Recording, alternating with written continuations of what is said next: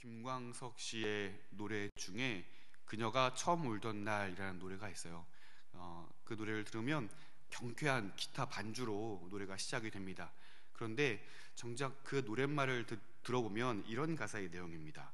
아무리 괴로워도 웃던 그녀가 처음으로 눈물을 흘리던 날, 온 세상 한꺼번에 무너지는 듯 내 가슴 답답했는데 이젠 더 볼 수가 없네. 그녀가 처음 울던 날 내 곁을 떠나갔다네.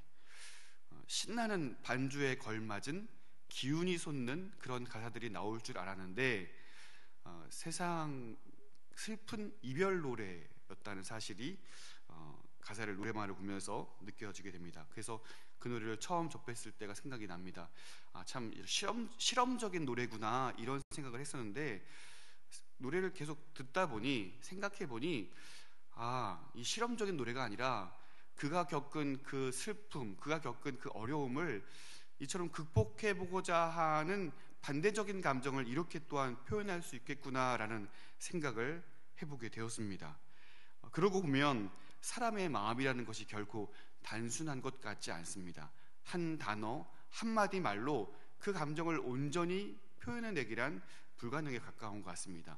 누군가가 물어본다면 난 지금 뭐 괜찮아, 나는 기뻐, 나는 슬퍼 이렇게 한마디로 표현을 하고자 하지만 그 속에 있는 감정들을 그 외마디로 결코 표현을 다 하기란 쉽지 않을 것 같습니다. 왜냐하면 기쁘다라고 이야기를 했지만 그 심경 안에는 슬픔도 있었을 것이고, 슬프다라고 이야기를 하지만 그 심경에는 기쁨도 분명히 있을 것이기 때문에 그렇습니다. 우리 인간이 품는 그런 감정들은 이런 반대적인 감정들도 함께 공존하는 것이 실타래처럼 얽혀 있는 것이 분명 우리의 마음일 것입니다. 이처럼 한 단어로 표현할 수 없는 어려움에 처한 시인의 복잡한 심경이 오늘 시 77편 1절부터 4절 말씀을 통해서 진솔하게 표현이 되고 있습니다. 마치 경쾌한 반주에 슬픈 노랫말이 나오듯이 여러 모순적인 내용이 반복적으로 표현이 되고 있습니다. 1절부터 2절 상반절 말씀을 보시면요, 내가 내 음성으로 하나님께 부르짖으니 내 음성으로 하나님께 부르짖으면 내게 귀를 기울이시리로다. 나의 환난 날에 내가 주를 찾았으며 밤에는 내 손을 들고 거두지 아니하였나니 라고 되어 있습니다. 1절에서 하나님께 부르짖고 있다는 내용이 반복적으로 표현되면서 하나님께 부르짖는 그 모습이 강조되고 있습니다. 2절에서도 환난 날에 주를 찾았으며, 그러니까 인생의 밤, 그 어두운 날에도 주를 향해 든 손이 내려지지 않는다. 그것은 곧 강직하게 계속해서 끈질기게 하나님을 향하여 편팔이 들려져 있다라는 것을 암시하고 있는 것이죠. 그러면 이처럼 주를 찾았다면 그 다음에 표현되는 말은 내가 반드시 주님의 도우심을 구하고 주님의 음성을 내가 들을 것이다 라는 표현이 나와야 하겠지만 그 다음에 나온 내용은 무엇입니까? 내 영혼이 위로받기를 거절하여도다. 참 모순되는 내용이라 할 수 있겠습니다. 3절에서는요, 하나님을 기억한다고 하면서도 불안하여 근심하고 있습니다. 4절에서는 아예 이러한 불안, 이러한 고통들을 허락하신 분이 바로 하나님이다 라고 말할 정도로 그의 감정이 모순이 되어 있고 그의 감정이 복잡하다는 것을 표현하고 있는 것입니다. 그리고 1절에서 간절하게 주께 부르짖는 것과는 반대로 이제 괴로워서 말할 수 없게 되었다 라고 그런 모순되는 감정들이 뒤죽박죽 섞여 있는 것이 1절부터 4절까지의 내용입니다. 시인이 정말 원하는 것은 무엇일까요?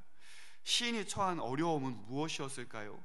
이처럼 그 감정이 이리저리 뒤죽박죽 섞여서 표현되고 있는 이러한 내용들은 과연 이 안에서 시인이 말하고자 하는 것은 무엇이었을까 하는 것입니다. 여러분, 우리에게도 인생의 밤이 찾아오는데요, 여러분은 어떠셨습니까? 여러분에게 인생의 밤이 찾아왔을 때 어떠한 근심도 없이 주님을 향하여 간절한 기대함으로 그렇게 두려움을 떨쳐버릴 수 있었습니까? 갑작스럽게 찾아온 그 인생의 밤이 기약 없이 길어질 그때에도 하나님을 향해 뻗은 팔이 쉬어지지 않고 강직하게 주님만을 의지했을 때가 있었나요?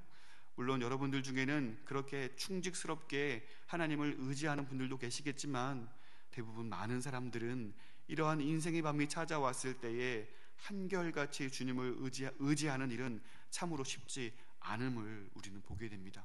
믿음의 조상 아브라함도 마찬가지였던 것 같아요. 하나님의 약속을 받았지만 그렇게 끝까지 하나님의 때를 기다리지 못했던 것 같습니다. 인간적인 방법을 동원하여서 이것이 마치 하나님이 응답하신 내용이다라면서 그렇게 인간적인 방법을 동원했던 것도 우리는 볼 수 있습니다.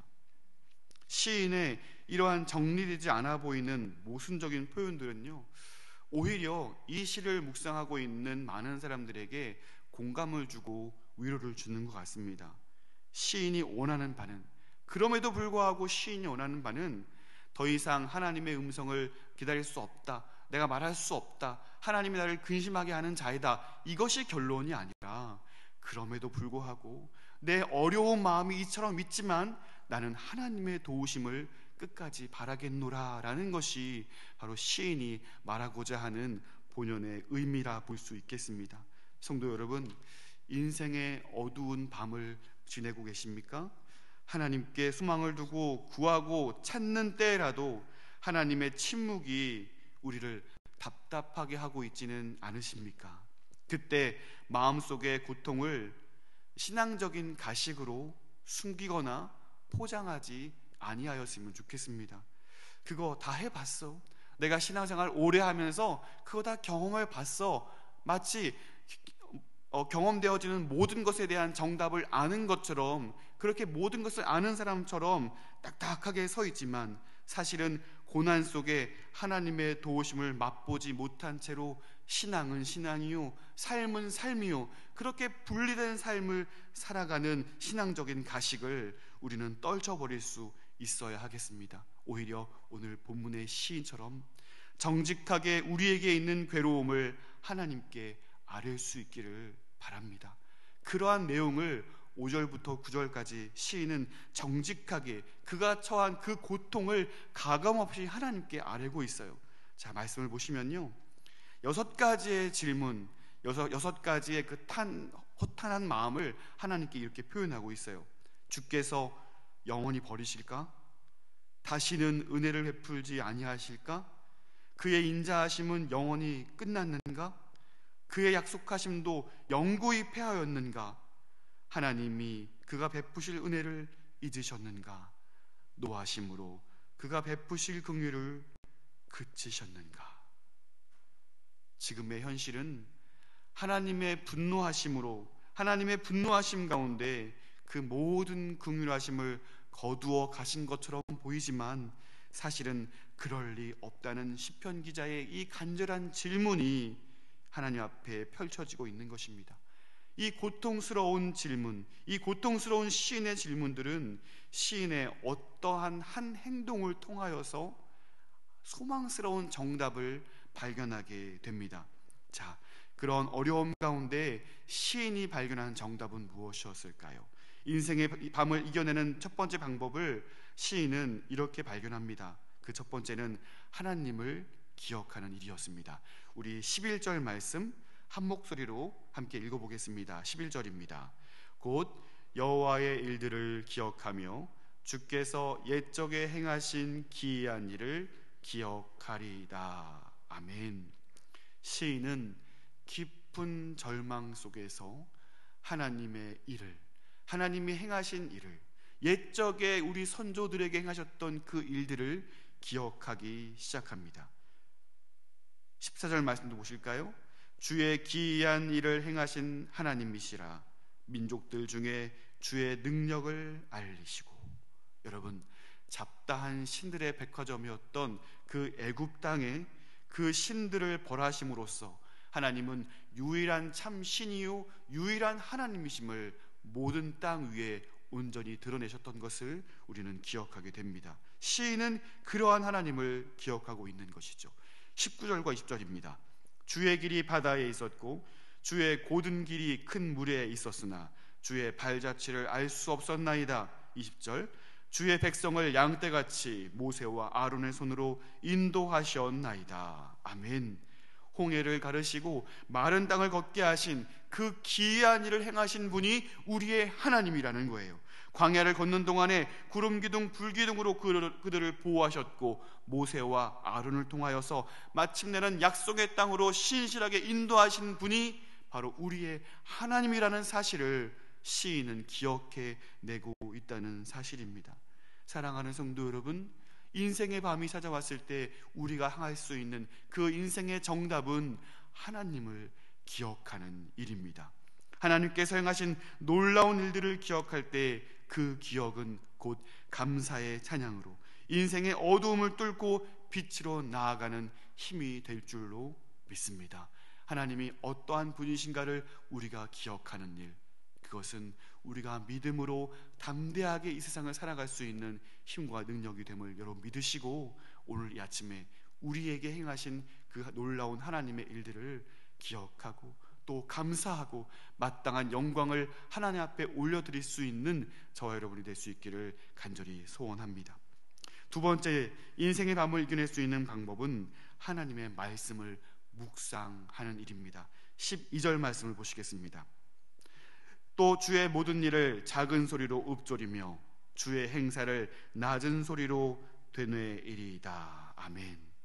시인이 인생의 어두운 밤을 만났을 때에 첫 번째로 한 행동은 주의 일을 기억하는 일이었습니다. 두 번째는 주의 일을 읊조리며 되뇌이는 일, 즉 묵상하는 일이었다고 시인은 이야기하고 있습니다. 시인은 주께서 행하신 일들을 기억해내고 그것을 잊지 않기 위하여 작은 소리로 계속해서 읊조리고 되뇌이고 있습니다. 그 일을 기억하고 잊지 아니하기 위하여서 더욱 적극적인 방식을 취하고 있는 것이죠. 하나님의 행하신 일들을 되뇌입니다. 읊조립니다. 잊지 않기 위하여 그 일을 반복하고 있습니다. 여러분, 오늘 우리에게는 이 성경책이 들려져 있습니다. 이 성경에는 수많은 믿음의 사람들이 살아갔던 것을 볼 수가 있고, 또 하나님께서 그 많은 믿음의 사람들에게 함께 하셨고 기이한 일들을 행하셨던 것들이 성경에 기록되어 있습니다. 우리가 우리에게 찾아온 인생의 밤을 만났을 때에 그것을 극복할 수 있는 방법은 무엇일까요? 많은 믿음의 사람들과 함께 하셨던 그 하나님이 오늘 나의 하나님을 인정하고 똑같은 방식으로 똑같은 삶의 순간순간에 우리를 보호하시고 인도하실 것을 믿음으로 기대하는 일, 믿음으로 바라보는 일, 그것이야말로 우리에게 찾아온 인생의 밤을 극복할 수 있는 방법이라 믿습니다. 그러므로 오늘 우리가 우리에게 있는 이 하나님의 말씀을 즐겨 묵상하는 일, 즐겨 꺼내어서 읊조리고 되뇌이는 일, 하나님의 말씀을 묵상하는 이 일이야말로 우리 하나님의 백성들에게 참 중요한 원리임을 깨닫게 됩니다. 우리는 계속해서 성경 읽기를 100일간의 성경 읽기를 진행 중에 있습니다. 역대하 말씀을 우리가 읽고 있는데요, 많은 왕들이 등장합니다. 그 왕들의 승패는 딱 한 가지입니다. 하나님의 주권을 인정하여 주님의 명령에 신실하게 반응하여 백성들을 이끌어 갈 것인가, 스스로 왕이 되어서 폐역한 길로 갈 것인가, 그 결정에서 하나님은 묻고 계시는 것입니다.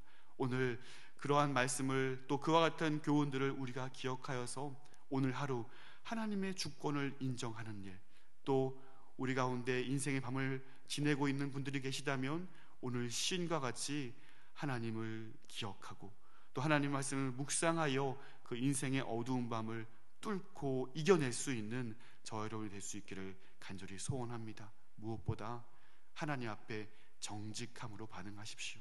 우리의 처한 그 감정들을 우리가 신앙적인 가식으로 숨기고 포장하고 또 우리의 삶이 마치 우리의 것인 것처럼 하나님의 도우심을 더 이상 기대할 수 없다 하여서 포기해버리는 것이 아니라 우리의 처한 모든 상황들을 하나님께 진실되게 아뢰이고 나도 다 알지 못하는 그런 복잡한 마음들까지도 하나님께 진실되게 아뢰어 하나님의 도우심으로, 하나님의 긍휼하심으로, 하나님의 은혜로 그 모든 상황들을 넉넉히 감당할 수 있는 저와 여러분의 삶이 되시기를 주님의 이름으로 축원드립니다.